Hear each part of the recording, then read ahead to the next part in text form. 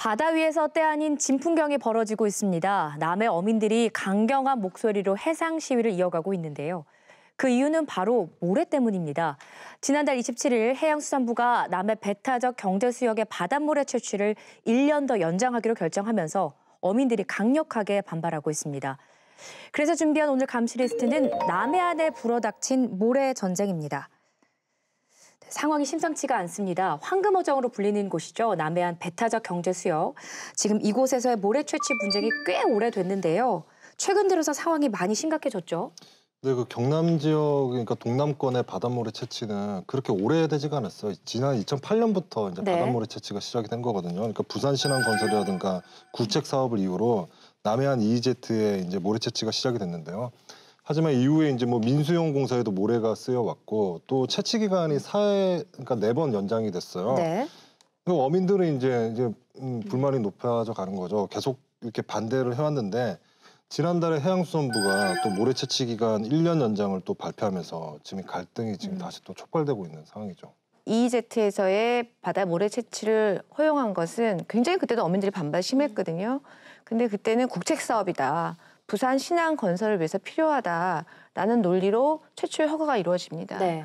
그런데 이후에 어민들의 극렬한 반대에도 불구하고 아까 말씀하신 대로 4차례나 연장을 했고요. 더해서 지난달에 5번째의 연장을 발표한 겁니다.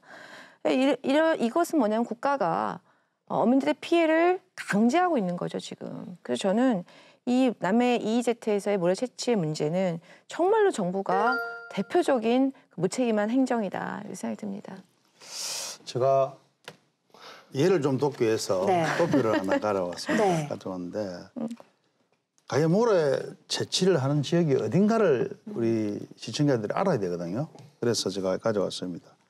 거제에서 65km 떨어진 지점, 남해에서 67km 떨어진 지점, 욕지도에서 약 50km 떨어진 지점, 이 지점이 우리가 EEZ라고 그러는데 여기가 모래를 지금 파기 위해서 만들어진 이 지역입니다. 이 지역인데 이 해역이 바로 어류의 산란장이고 또 서식장입니다. 그 어류장이 산란장이고 서식장이 없어지면 고기가 어디로 가겠습니까? 지금 2008년부터 이 모래를 보일렸거든요. 보일렸기 때문에 이 지역은 지금 항폐할 대로 항폐가 되었습니다. 그러면 그동안 모래는 한 얼마 정도 퍼낸 건가요? 그 지역에서? 지금 2008년부터 시작이 됐으니까 남해에서만 2008년부터 지난해까지 총 9년 동안 총 6,200여만 세제곱미터의 바닷모래가 채취가 됐고요. 네. 연간 채취 물량을 보면은 2008년에는 280만여 세제곱미터에서 지난해 1,167만여 세제곱미터니까 무려 한 4배가 채취량이 증가를 했고요. 채취된 물량의 한 85%는 민수용으로 공급이 됐는데요. 덤프 트럭으로 환산을 하면 뭐 360만 대 분량에 해당이 되는 것이죠. 네. 지난달에 채취 연장안이 발표될 무렵에는 뭐 어민들의 반발이 워낙 거세다 보니까 그나마 이제 그 신청된 양의 한 절반 정도만 이렇게 채취 허가가 났죠. 근데 저희가 뭐 세제곱미터가 부피 단위인 건 알지만 감이 잘 안 오거든요. 이게 얼마나 많은 양일까요? 63빌딩 가보셨죠? 예. 네, 이 경남보다 안 가시보는데 1층 가보면 억수로 큽니다. 63빌딩이 억수로 크거든요. 깜짝 놀랐거든요. 그래서 갔는데 이걸 수치를 보면 그 63빌딩을 건설할 수 있는 게 99개를 63빌딩을 건설할 수 있는 양입니다. 이 모래면? 그렇죠. 그리고 올해 채취할 모래로는 이제 650만이라 그러면 63빌딩을 10채 정도, 10개 정도 올릴 수가 있고 이게 채취 총량을 면적으로 따지면 축구장을 1,534개를 건설할 수 있는 양이 되겠습니다. 어마어마한 것. 1,534개예요. 근데 어마어마한 양인 건 알겠는데 솔직히 이런 생각도 들어요. 그 넓은 바다에 비하면 많은 거야? 그 모래 그만큼 퍼낸 게 솔직히 이런 생각도 들거든요. 그래서 장기적으로 채취하는 게 과연 얼마나 문제가 되는 건가. 단순하게 그런 생각도 들 수 있어요. 그러니까 시청자들을 좀 이해를 돕기 위해서 이 모래 준설, 그러니까 퍼내는 과정을 어떻게 하냐면요. 바닷속이든 아니면 강 속이든 진공 청소기를 쫙 꽂아서 모래를 쭉 당겨가는 겁니다. 네. 예, 그렇게 생각하시면 돼요. 천연가스 캐듯이 이렇게 되는 예, 거죠. 쫙 뽑아 올리는 건데 원래 그 4대강 하기 이전에는 저희가 주로 하천에서 모래를 많이 준설해서 썼죠. 골재용으로. 근데 예를 들면 이런 거죠. 한 지역에 한 곳에만 예를 들면 빨대를 꽂아서 쭉 해서 뽑아 올리면 주변 생태계가 교란이 되지 않습니까? 그렇기 때문에 원래 과거에 저희가 하천에서 모래를 풀 때도 한 지역에만 장기적으로 뽑지 못하게 금해져 있었던 거죠. 네. 근데 이렇게 같은 논리를 본다면 지금 남의 EEZ는 문제가 뭐냐면 그 지역에다만 2008년부터 지금까지 쭉 뽑아 올리고 있다는 거죠. 그러니까 상식적으로 생각했을 때 그 지역의 바다 생태계는 굉장히 바뀌었을 거다 이렇게 추측이 되는 거죠. 네. 그러니까 구멍이 안에 여러 개가 난 거죠. 쭉쭉 진공청소기에 꽂은 그 파이프를 꽂은 이런 구멍이 쭉쭉 나 있는 거죠. 천영기 의원께서 지역구가 통영이시잖아요. 예, 지금 통영입니다. 연일 통영 앞바다에서 해상 시위가 있다 이런 보도가 나오고 있는데 현장 분위기나 목소리는 어떤가요? 제가 이 이야기를 한다고 해서 수협 직원들을 좀 만났어요. 아, 예. 예, 수협 직원들을 만나서 제가 이야기를 들어보니까 시간이 가면 갈수록 피해 사항은 분명히 확대되고 늘어난다 이런 이야기를 했고요. 이게 1986년에 173만 톤의 어떤 그런 어획고를 획득을 했는데 2016년에 인근의 업 생산량이 92만 톤으로 줄어듭니다. 네. 그러니까 44년 만에 100톤 이하로 줄어든 거는 100만 처음이고, 톤으로, 예, 네. 100만 톤 줄은 처음이고, 역대 생산량의 절반 수준으로 지금 떨어졌다는 거예요. 우리 농사 지으면은 논이 가장 중요하지 않습니까? 그게 쌀이 나오니까. 그 논에다가 구멍 계속 뚫어놓은 거하고 똑같거든요. 그리고 더 웃긴 거는 이 농어촌 이런 거 보면 농어촌 얼마나 농어민들을 천대하는지 딱 볼 수 딱 나오는 거예요, 예시가. 근데 어민들이 할 수 있는 게 제가 볼 때는 시위밖에 없을 것 같아요. 기자님 어떻게 뭐 다른 방법이 있습니까, 이런 거에 대해서? 아니 그러니까 어민들은 이제 그동안 계속 뭐 관련 기관인 뭐그 협의 기관인 해수부나 또 이제 결정할 수 있는 기관인 국토부라든가 정부 부처에다가 계속 어려움을 호소를 해왔죠. 근데 이제 계속 이게 땜질식 처방만 중간에 이제 금지시켰다가 다시 또 이제 재개시키고 이런 땜질식 처방만 계속되자 지난달 이제 15일에는 그 부산 남항 일대에서 어선 100척이 해상 시위를 벌이기도 했는데요. 네. 근데 이제 이 반발은 이제 계속 지금 거세지는 양상인데요. 바로 내일이에요. 내일이나 모레 중으로 통영에서는 그 어선 4만여 척이 모여서 뭐 아주 이런 대규모 해상 시위를 지금 벌일 예정입니다. 아니 이거 한다고 바뀔까요, 근데? 그래도 목소리는 내야겠다 이런 입장 답답하니까 아닐까요? 어떻게 네. 하겠어요. 지금 뭐 자기의 터전에서 시위하는 수밖에 없는 거잖아요. 지금. 네. 그 어민들의 피해는 이렇게 크고 반발도 거센데 건설업계에서는 이 모래가 없으면 우리 도산할 수 있다. 이런 도산 위기설까지 주장하고 있습니다. 건설업계 입장도 들어볼까요? 그러니까 이게 지금 악순환의 고리예요. 건설업계는 또 건설업계 나름대로 되게 고충이 있는 게 이게 끊임없이 이제 건설에 필요한 주 재료의 모래가 계속 공급이 되는데 이게 지금 수급이 되게 불안하다는 거예요. 공급이 불안한 거예요. 지금 끊겼다가 들어왔다가 이렇게 돼 버리니까 골재 채취로 이제 어려움을 또 건설업계는 또 건설업계대로 호소하고 있는 건데요. 일단은 이제 남해안 모래 채취를 계속 주장하는 이유는 경제성이에요. 경제성을 이유로 남해안 모래 채취가 꼭 필요하다는 입장이고요. 그러니까 올해 초에 또 어민들의 항의로 그러니까 1월 15일이었죠. 그때 이제 모래 채취가 전면 중단되기도 했었는데요. 그러니까 모래 공급이 중단된 이후에는 부산 지역의 레미콘 업계가 공급 중단을 아예 선언을 했고요. 네. 그렇게 되자 이제 대단지 아파트라든가 뭐 다른 각종 근린생활시설이라든가 이런 민간공사 현장은 물론이고 광급공사 현장까지 연쇄적으로 그러니까 공사 중단 사태도 벌어졌고요. 그 억지로 이제 물론 이제 서해 EEZ에도 모래를 채취할 수 있어요. 근데 건설업계 입장은 억지로 그 비싼 서해 EEZ 모래를 쓰고 있지만 그마저도 이제 양이 부족하거나 조달이 어렵다고 또 호소하고 있는데요. 조선과 해운업계의 침체가 이제 심화되는 와중에 또 모래까지 부족하면은 뭐 건설업계의 경기는 뭐 더욱더 지금 위기가 될 수밖에 없다는 게 또 건설업계 입장입니다. 남해안 모래를 쓰지 못하면 뭐 서해안 모래를 쓰던 그렇죠. 수입산 모래를 쓰던 그렇게 하면 되는데 이게 값이나 운반비가 비싸다. 그래서 우린 남해안 모래를 써야 한다.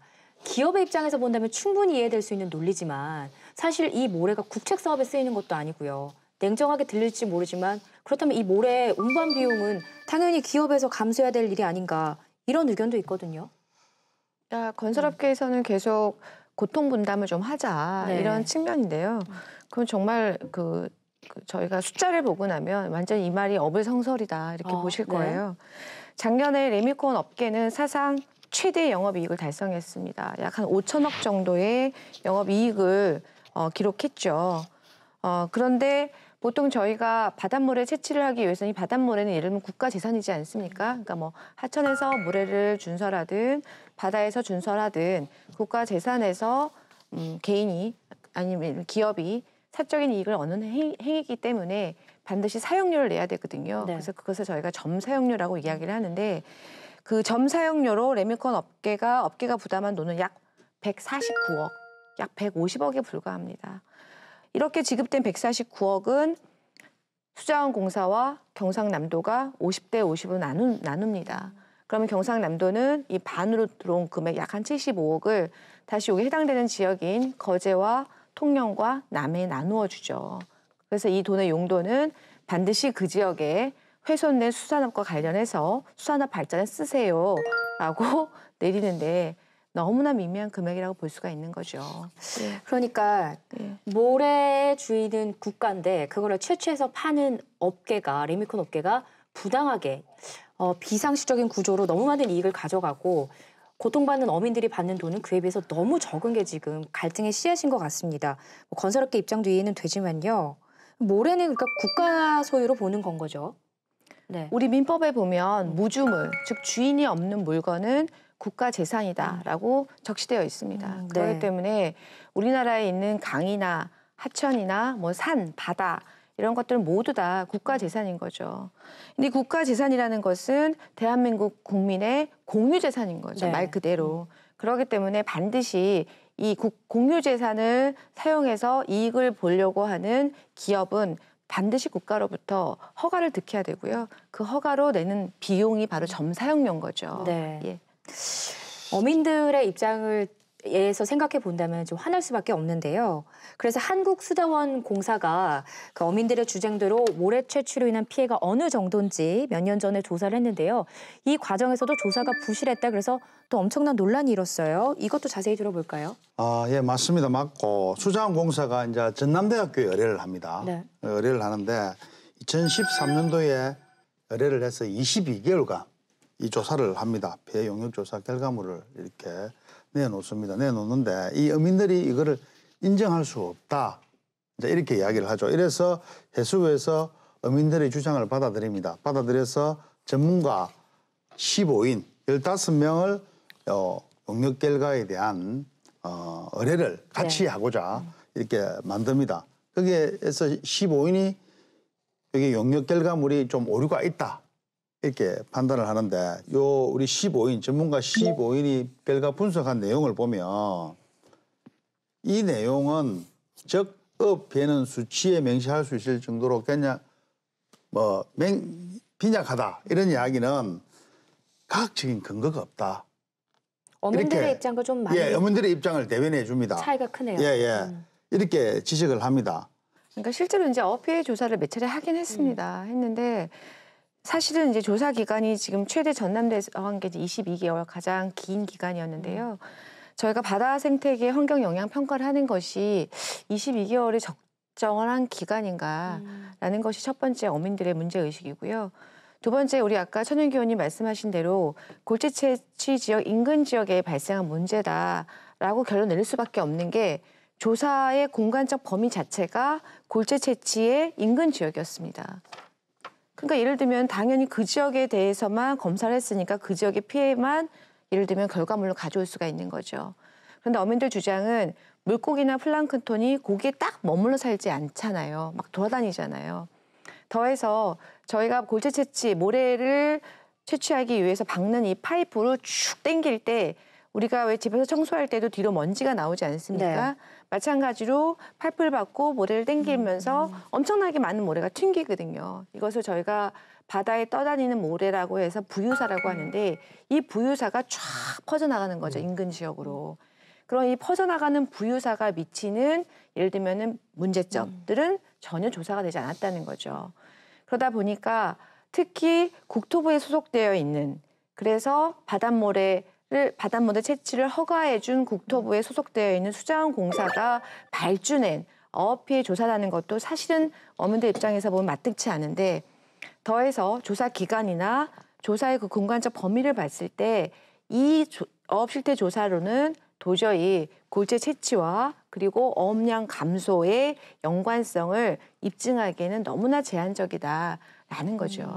뭐 조사 기관이나 범위나 다 논란을 남긴 거네요. 그렇죠. 이제. 어민들 입장에서는 네. 그래갖고는 정확한 조사가 안 된다라는 거죠. 예. 그 이제트 골재 채취에 대한 어업회 조사 그게 보면은 용역 가업 지시서에 한번 제가 보니까 이런 이야기가 있습니다. 제가 한번 읽어드리겠습니다. 네. 어업 피해가 없는 것으로 확인된 경우 용역을 종료하고 그 시점에 정산한다 이렇게 돼 있더라고요. 네. 이 이야기가 무슨 이야기인가 싶어서 제가 분석을 해보니까 이런 이야기입니다. 이 용역은 전남대학교 수산과학연구소에서 했는데 용역 비용이 15억 6,300만 원입니다. 상당히 큰 금액입니다. 네. 대학교에서. 결국 어업 피해가 없다고 확인돼야 용역비를 지급받을 수 있다는 얘기예요. 이게 무슨 이야기죠? 그게 무슨 말도 안 되는 소리예요. 이 기가 찬 이야기잖아요. 답을 정해놓고 용역을 하는 겁니다. 그러니까 용역을 시작하기 전부터 어업 피해가 확인된 경우에 이 용역을 종료하겠다 이렇게 시작을 했기 때문에 결론이 그쪽으로 갈 수밖에 없다. 그렇죠. 그 시점에 그 돈 15억 6,300만 원을 주겠다. 그럼- 이런 이야기입니다. 그럼 만약에 어업 피해가 있다고 확인이 되면 되면은 돈을 못 준다는 용역비를 거죠. 못 받는 거예요. 네. 그럼 그 조사 하나만 하잖아요. 그런데 저는 또 궁금한 게요. 왜 저희 4대강 공사 이후에 그 강바닥 모래를 엄청 퍼내지 않았습니까? 그래서 그 퍼낸 모래를 놔둘 곳이 없다 이런 뉴스도 접한 적이 있는데 그 모래를 쓰면 안 되는 건가? 라는 생각이 들어요. 그 많던 그때- 모래는 더 어디로 근데 다 가는지. 어디로 모래가 갔나? 없잖아요. 그때 많던 모래를 썼죠. 4대강 사업할 때, 그러니까 낙동강 그때 당시 준솔모래는 또 그 주변에 그 4대강 주변에 또 이 공원이요? 수변 공간을 또 조성했잖아요. 그 농지 리모델링 사업으로. 또 그 리모델링 사업으로 또 그 당시에 모래를 썼기 때문에 좀 대부분 좀 여분이 없는 상황이고요. 또 이제 4대강 사업의 그 하도 유지 관리 기준에 따라서 네. 현재 이제 그 낙동강의 본류나 지류에서 모래 채취가 지금 불가능합니다. 4대강 불가능하고요. 사업 이후에 불가능하게 된 거네요. 예, 그러니까 그 이후에 이제 강의 관리 차원에서 지금 현재 있는 강의 하천의 지류나 본류에서 모래 채취가 지금 금지돼 있고요. 네.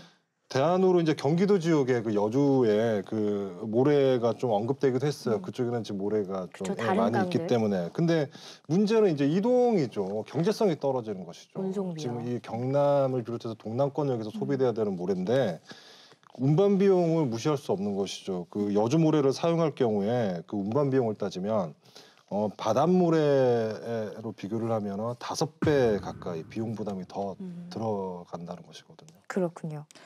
이것은 정말 정부 책임이 너무나 큽니다. 이미 그 4대강 사업을 추진하던 2009년도에 2009년 6월 30일 정확하게요. 4대강 사업이 골재 시장에 미치는 영향 및 대책 연구라는 논문을 국토연구원에서 보고서를 작성을 했습니다. 그래서 거기에 정확하게 적시되어 있는 내용은 뭐냐면 부산, 울산, 경남의 4대강 사업 종료 후에 낙동강 지역에서의 하천 골재를 채취하는 것은 급속히 축소될 거기 때문에 중장기적으로 남해 EEZ에서 바닷모래를 공급하는 방안을 강구해야 된다라고 정확하게 국토연구원 보고 자료입니다. 그렇기 때문에 4대강 사업을 시작하면서 벌써 정부는 이미 바닷물에서의 이 골재 채취를 알고 있었던 거죠. 그래서 현재 골재 채취는 4대강 사업의 결과물이다. 이렇게 이해하시면 될 것 같습니다. 결국 그래서 이 문제는요. 건설업계와 어민들의 법적 다툼으로 번지는 모양새입니다. 최근에 경남 수협 조합장들이 관련자들을 대거 고소를 했죠. 네, 최근에 그 경남 지역의 14개 수협 조합장이 뭐 한국수자원공사의 전현직 사장과 골재 그 채취업체 대표들을 고소하기도 했는데요. 그러니까 어민들은 그 국책 사업을 위해 처음에는 양보를 했으나 모래가 민수용으로 쓰이는 것도 모자라서 채취 기간이 계속 연장되는 것이 이제 가장 큰 불만인데요. 무엇보다 어획량이 줄어들고 뭐 수산물 또 가공, 유통산업 전반까지 위협을 가할 수 있다는 것인데요. 뭐 이건 환경 문제이자 또 먹거리 문제이기도 한 것이죠. 그래서 수산업계는 앞으로도 강력히 좀 대응한다는 방침입니다. 네.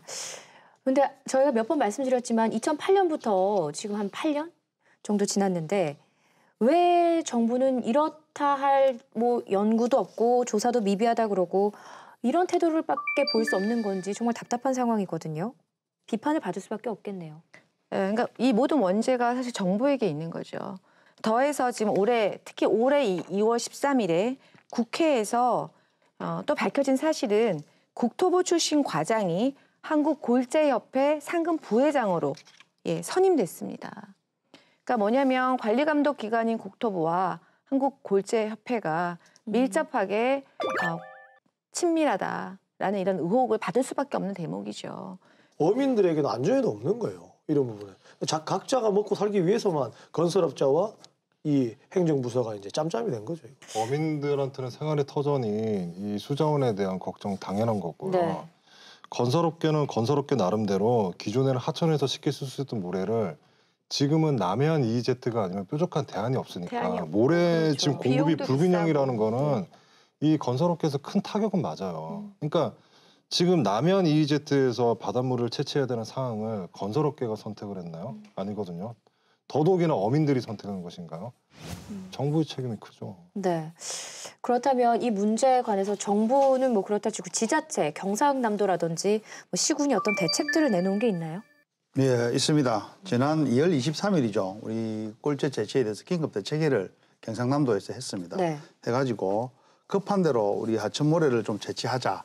이래 해가지고 어령 하만에 모래 71만 9천 톤을 3월 중으로 이렇게 공급하기로 이렇게 대책회의를 구성을 하고 또 꼴재 채취 가능 예정지에 6곳을 찾아가지고 약 267만 2천 루베 분량을 공급하기로 그리고 또 그 외에 하천 정비 사업 예정인 지역이 있습니다. 난강, 섬진강, 한강도 5곳에 125만 8천 루베 정도는 국토관리청하고 협의를 해서 3월 중에 공사를 시행할 계획이다. 이렇게 경상남도에서도 발빠른 움직임을 보이고 있는 것도 사실입니다.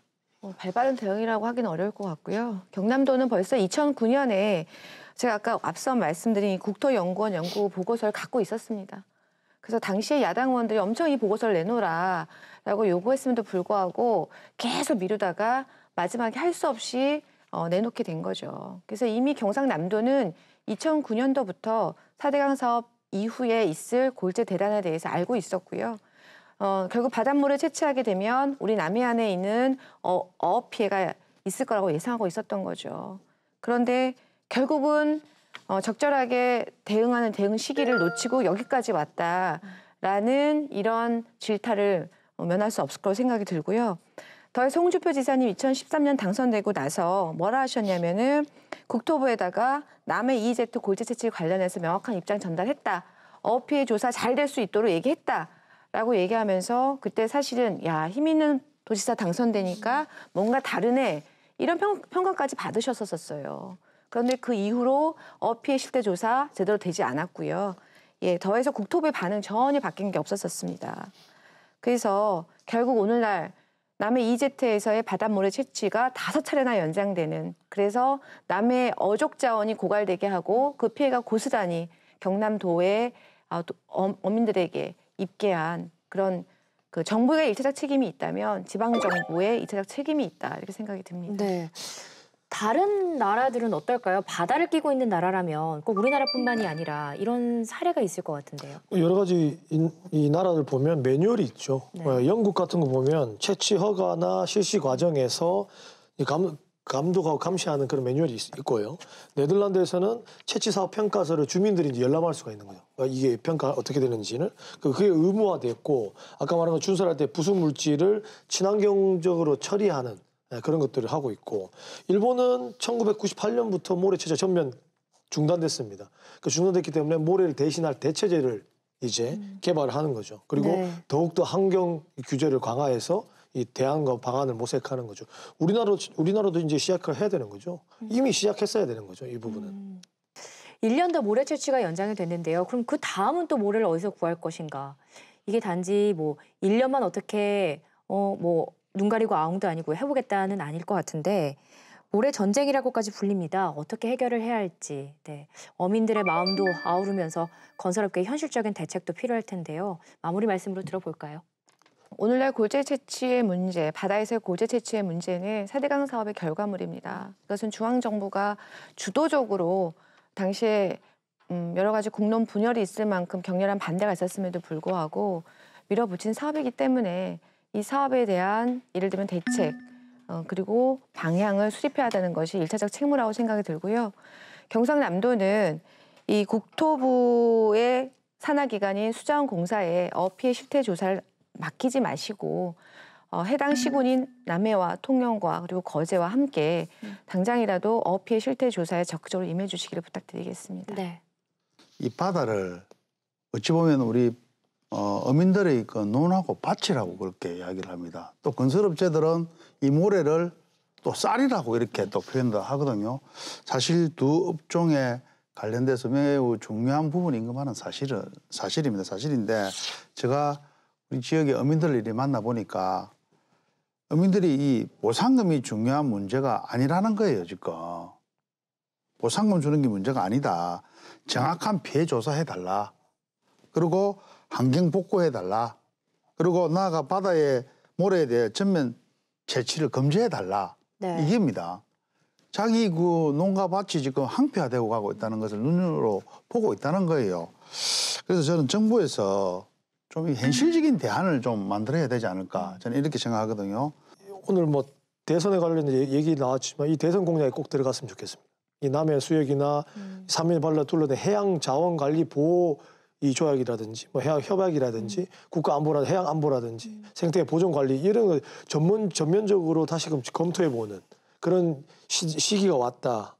그래서 그 부분을 더욱더 명시를 좀 해봤으면 좋겠고 당연히 어민들의 터전을 보존해주고 어루만져주는 것은 기본 중에 기본입니다. 아마 국토부나 정치인들이 조금 힘을 써줬으면 좋겠습니다. 네.